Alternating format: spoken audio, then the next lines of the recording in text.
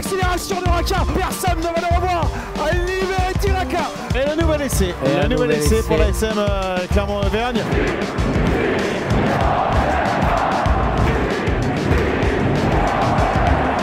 Salut et bienvenue dans l'épisode 4 de la saison 2 du podcast Ici Montferrand. Ici Montferrand, le podcast qui s'intéresse à l'actualité de l'ASM Clermont, avec aujourd'hui autour de la table Christophe Buron, Valérie Lefort et Arnaud Clerc. Messieurs, bonjour. Bonjour Martial. Alors messieurs, je vous propose tout de suite d'entrer dans le vif du sujet avec au lendemain de la prestation on va dire désastreuse de l'ASM face à la section paloise, la question qui tue: le spectre de la saison 2017-2018 peut-il ressurgir? Un tour de table rapide pour commencer. Christophe. Je pense que non, c'est absolument pas le même contexte, c'est une autre histoire. Il y a 2 ans, ça venait après un titre, il y a eu une cascade de blessures, là on est vraiment sur autre chose.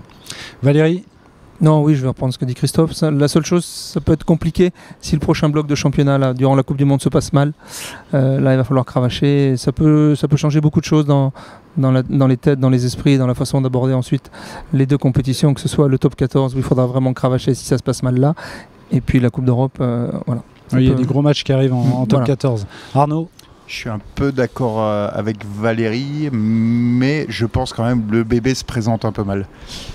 Si on regarde les 4 prochains matchs là qui arrivent, ça va être compliqué de prendre des points. Ça va être compliqué. Il se présente par le siège. Voilà. Siège vide. Mais alors messieurs, est-ce que vous n'avez pas le sentiment, puisqu'on parle du spectre de la saison 2017-2018, que ça commence à jouer dans les têtes un petit peu des joueurs? Non, je pense vraiment pas que le spectre les hante dans les nuits et les jours à venir. D'abord c'était il y a 2 saisons, et puis comme on disait, le contexte est complètement différent.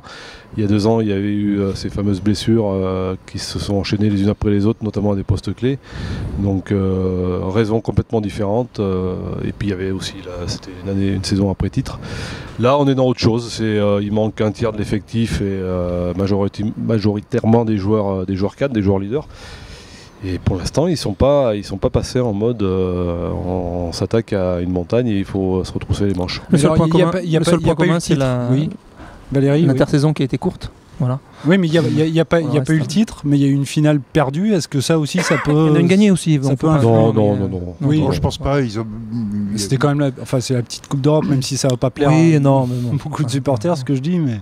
Une saison, il y a un club qui gagne tous les ans, pas 2. Du relâchement en 2017 post-titre, mais là, ils vont pas refaire 2 fois les mêmes erreurs. Je pense pas que ça soit le cas. Pour rejoindre un peu le débat qui a été fait la semaine dernière, il y a aussi, il manque donc une dizaine de joueurs, et le recrutement et les gens qui sont arrivés là tout de suite n'apportent pas satisfaction, donc c'est mou du genou. Tout ça plombe un peu aussi l'ensemble, quoi. C'est un peu mou, quoi. C'est ça. Mais alors ce qui peut être réconfortant en quelque sorte, c'est de se dire que d'autres grosses écuries sont un petit peu dans le dur en ce début de championnat. Un petit peu dans le dur. Il y a des équipes qui se sont fait surprendre déjà chez elles. On passe au Racing, Toulon, Toulouse qui est mal en point. Pas le Stade Français qui est pas bien. Toulouse est à 3 défaites en 4 matchs, mais c'est 3 défaites en déplacement. Donc pour l'instant on va attendre un peu.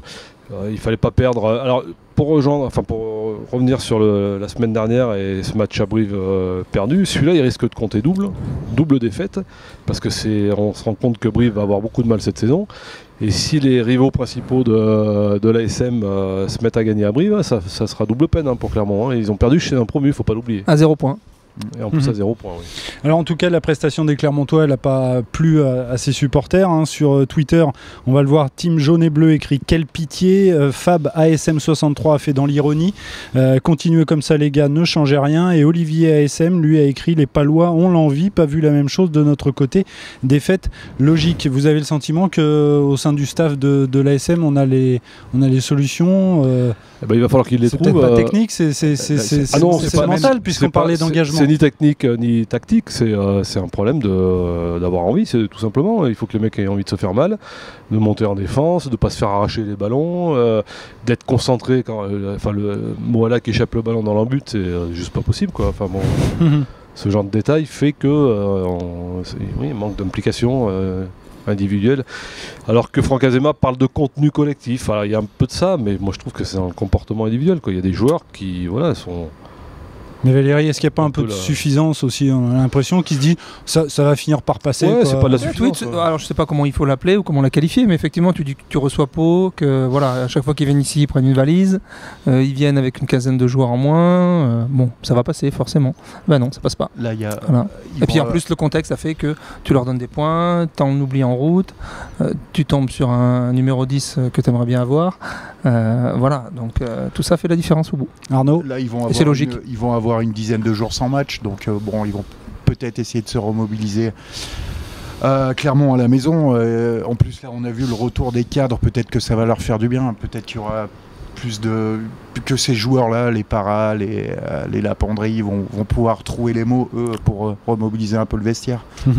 Pour l'instant, à vous écouter, on se dit on n'est pas forcément très inquiet, il y a quand même 8 points au compteur, oui, il n'y a pas le feu, 20 possibles. Non, il n'y a pas le feu, mais le deuxième bloc, avant la coupure, il va falloir s'inquiéter. Il va y avoir une coupure fin octobre de 15 jours, la fin de 3 semaines sans match.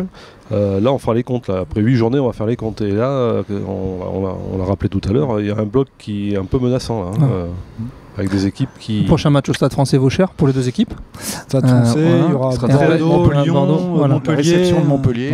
Réception de Montpellier. Montpellier n'est pas non plus dans une très bonne situation. On sent que c'est un peu mou aussi. Lyon ne va pas venir ici pour compter Fleurette, je pense pas. Lyon, gros morceau, et Bordeaux, très gros morceau.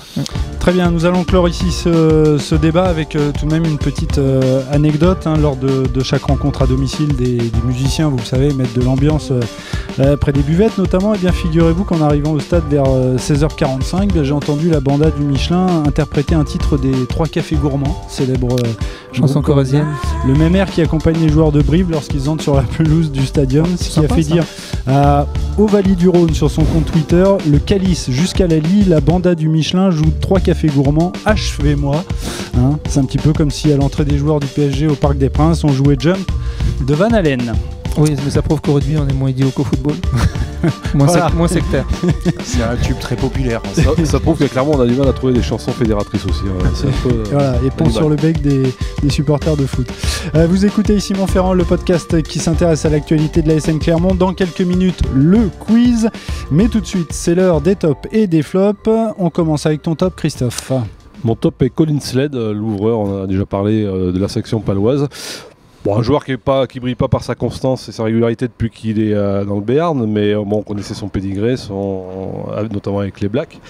Mais là, le match qu'il a fait au Michelin samedi... il a marqué 20 points, je crois, c'est ça? Prouvé, oui, il a marqué 20 points, 100% au pied, mais dans l'animation, la distribution du jeu, la manière dont il a de mettre ses gars sur orbite, ses partenaires.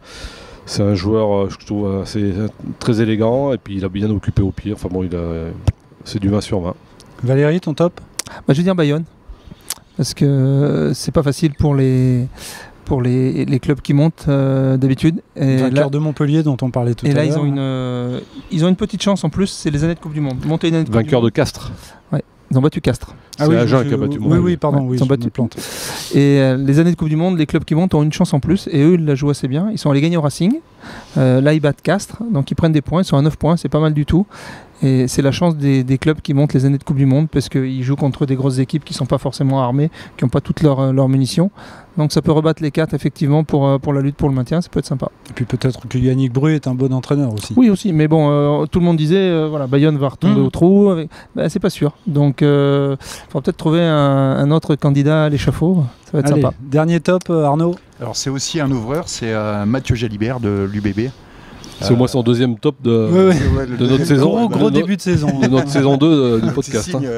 C'est synonyme d'un gros début de saison. Ouais, Mathieu Jalibert qui a longtemps été blessé. Il a fait un début de top 14 absolument à l'image de son équipe. Il a fait un début de top 14 absolument fantastique. Meilleur réalisateur avec 59 points, meilleur marqueur d'essai, 4 essais.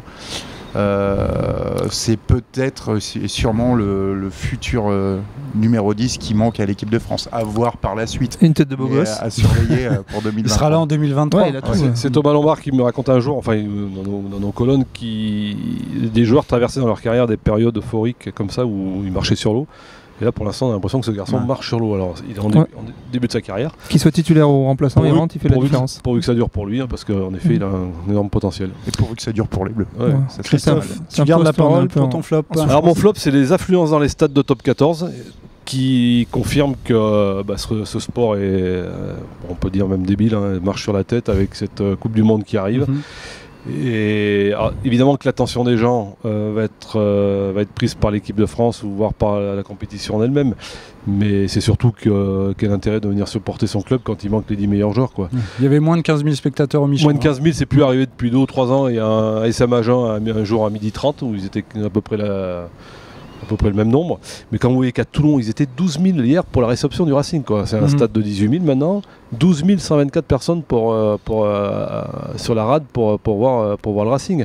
Même Toulouse, qui a joué qu'un seul match la semaine dernière chez lui, a fait 14 153, quoi. Enfin, c'est loin des standards habituels. On sent qu'il y a... Voilà, les gens ne se retrouvent pas dans ce top 14.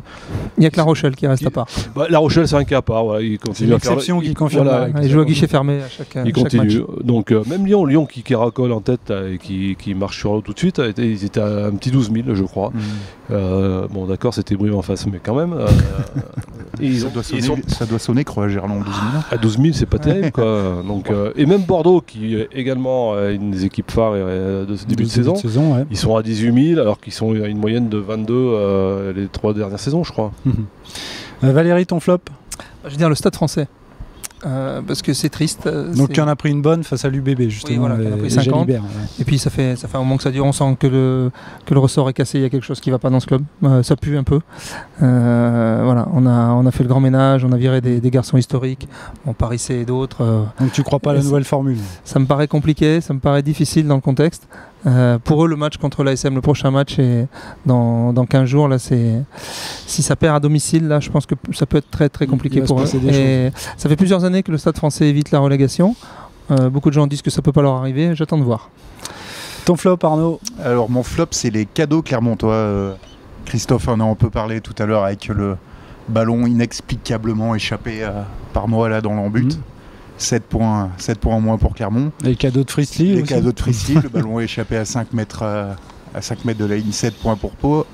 La passe interceptée par Colin Slade, 7 points en plus. Donc ouais, là, au final, ces cadeaux ont beaucoup pesé sur le score final. Ok, ce podcast est bientôt terminé, mais avant de nous quitter, bien évidemment, comme d'habitude, place au quiz. Alors en cette année de Coupe du Monde, je vais vous demander de trouver des joueurs de l'ASM qui ont été internationaux. On commence avec un joueur qui compte 16... qu'on fait la Coupe du Monde. Qui ont été internationaux. On commence avec un joueur qui compte 16 sélections en équipe de France. Il est né le 24 juin 1971, il évolue au poste de 3 carrels, il a inscrit 9 essais sous le maillot des Bleus. Pardon ? David Bory, non ? Non, il a débuté sa carrière à Aurillac avant de prendre la direction de Brive. J'ai ensuite porté les couleurs de l'ASM de 1999 à 2006 et j'ai disputé la Coupe du Monde 95. Je suis effectivement Sébastien Viars, un point pour Christophe. Deuxième joueur à trouver, je suis né le 25 juin 1960. Ça remonte. J'ai évolué au poste de 3e ligne. J'ai débuté ma carrière pro à Mont-de-Marsan avant de rejoindre l'ASM en 86. Je compte 56 sélections en équipe de France. J'ai disputé la première Coupe du Monde en 87. Effectivement, Laurent Rodriguez. Alors là, il me faudra le juge parce que collégiale. Voilà, c'était une réponse collégiale. Il faudrait un demi-point. Faudra faire appel à la VAR. Visiblement, le juge nous dit, c'est Valérie d'un poil. Le VAR pourrit les quiz, je trouve. On va ouvrir le débat, mais... Alors, voilà, je me retrouve dans mes fiches. Philippe Saint-André, lui aussi, il a connu l'ambiance d'un mondial. Il a disputé 2 Coupes du Monde en 91 et 95, mais nous allons nous concentrer sur le mondial 91. Alors, je vous apprends rien en disant que Saint-André a été retenu par le sélectionneur au poste de 3 carrels. Qui étaient les 2 autres joueurs retenus à ce poste lors de cette Coupe du Monde ? En 91 ? Ouais, en 91. Alors, il y avait un champion de France avec le Racing en 90. Eric un joueur plutôt élégant qui compte 37 sélections en équipe de France, effectivement, Jean-Baptiste Lafont. Et le deuxième compte 46 sélections chez les Bleus. Gisquet. Il a été champion de France en 2002, 2005 et 2006. Biarritz. Il a joué à Bordeaux, Bayonne et Biarritz, effectivement. Patrice Lagisquet, le point est pour Christophe. Allez, on termine avec une citation. Qui a dit « On prend goût aux douleurs que le rugby provoque. Un match qui ne fait pas mal est un match raté ». Alors, il s'agit d'un ancien joueur né en 1943.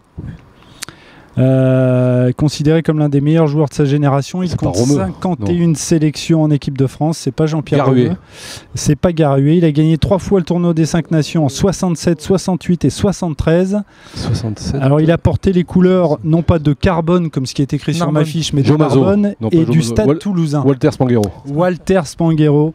Voilà, donc encore un point pour Christophe qui gagne donc ce quiz. Ici Montferrand est maintenant terminé. Vous pouvez télécharger cet épisode sur les différentes plateformes, notamment sur Spotify. Vous pouvez aussi nous suivre sur les réseaux sociaux et sur notre chaîne YouTube. Merci beaucoup messieurs et à lundi prochain. Ciao. À bientôt. Ciao, salut à tous.